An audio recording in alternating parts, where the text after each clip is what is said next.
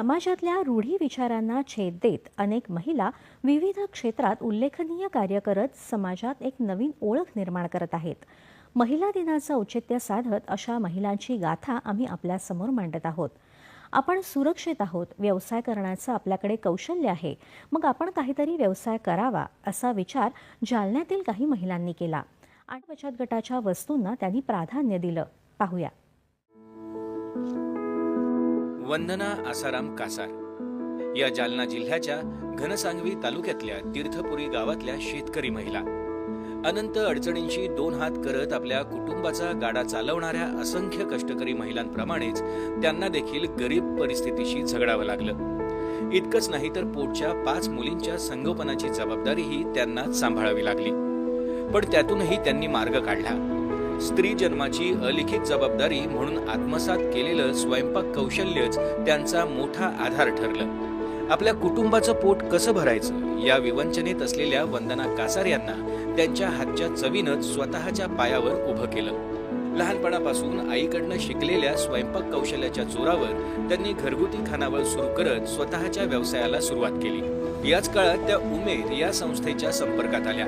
वंदना कासार यांच्या हातचे खाणाऱ्याला भुरळ पाडणारे शाकाहारी मांसाहारी पदार्थ पाहून उमेदच्या अधिकाऱ्यांनी त्यांना पाठबळ देत उमेदच्या विविध ठिकाणी होणाऱ्या कार्यक्रमात स्टॉल लावण्यासाठी प्रोत्साहन दिलं. ह्या स्टॉल मार्फत मला थोडाफार व्यवसाय भेटलाय, त्याच्यामधून मी थोडे पैसे कमवलेत. त्यामुळे मी माझ्या लेकरांना चांगलं शिक्षण देणार आहे. माझी आई खूप छान स्वयंपाक करत होती, ती पण अशी स्टॉल लावत होती. मग नंतर मी पण म्हटलं आईच्या हाताची तर चव माझ्याकडे पण आहे. मग मी आईचं लक्षात धरलं आणि मी तेच स्वयंपाक बनवायला लागले. जे आपल्या कला आहे ती मांडलीच पाहिजे आणि आपल्याला उमेद अभियानाने एवढं मोठं स्टेज दिलंय करून आणि कुठंतरी आपल्या पाठीशी आहेत. कुठे पण बाहेर जिल्ह्याच्या ठिकाणी पाठवतात, विभागीय स्तरावर पाठवतात, मुंबईला पाठवतात, दिल्लीला पण पाठवतात आणि बाहेर पण पाठवतात. पाहता पाहता खवय्यांना वंदना यांच्या हाताची चवीची भुरळ पडू लागली.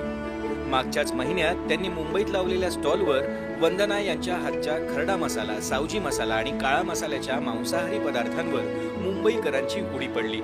खाद्यपदार्थांची विक्री करून त्यांनी अवघ्या 14 दिवसात 10 लाख रुपयांचं उत्पन्न मिळवलं. आपल्या पदार्थांना चव मिळवून देणाऱ्या या मसाल्यांची पाककृती आपण आईकडून शिकलो आणि या मसाल्यांच्या चवीमुळेच आपल्या स्टॉलवर आलेले खवय्ये पोटभर खाल्ल्याशिवाय जातच नाहीत, असं वंदना कासार अभिमानानं सांगतात. ज्वारी, बाजरीची भाकरी, भात, त्याच्याबरोबर तांदूळ आणि नागलीचा पापड, कोशिंबीर आणि जोडीला खमंग मसाल्याचे पदार्थ असं त्यांच्या खाद्यपदार्थांचं वैशिष्ट्य खवय्यांना स्टॉलवर खेचून आणण्यात यशस्वी ठरतंय.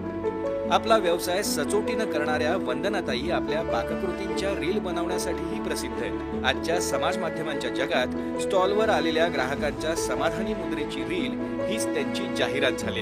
अर्थात त्यांचे पती देखील या व्यवसायात त्यांना हातभार लावतच आहेत. टेस्ट केल्याबरोबर खावंसं असं वाटलं आणि दुसरी गोष्ट त्याची टेस्ट ही रुटीन मध्ये नाही, घरगुती चव आहे, त्याला एकदम व्यवस्थित वाटलं. त्याच्यामुळे असं पटकन वाटलं की हे खायला पाहिजे. आम्ही गृहिणी आहेत, आम्हाला भात चेक करायला फक्त एक शीत जरी दाबून बघितला की कळतं की पूर्ण भात शिजलेला आहे. त्याच्यावरून असं आहे की ही टेस्ट एक नंबर आहे. या व्यवसायामुळेच आता वंदना यांची आर्थिक परिस्थितीही बदलली.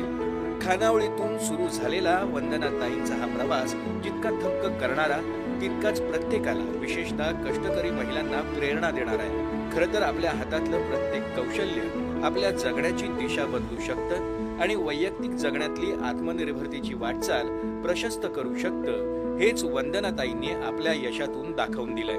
दूरदर्शन बातम्यांसाठी अनंत साळी, जालना.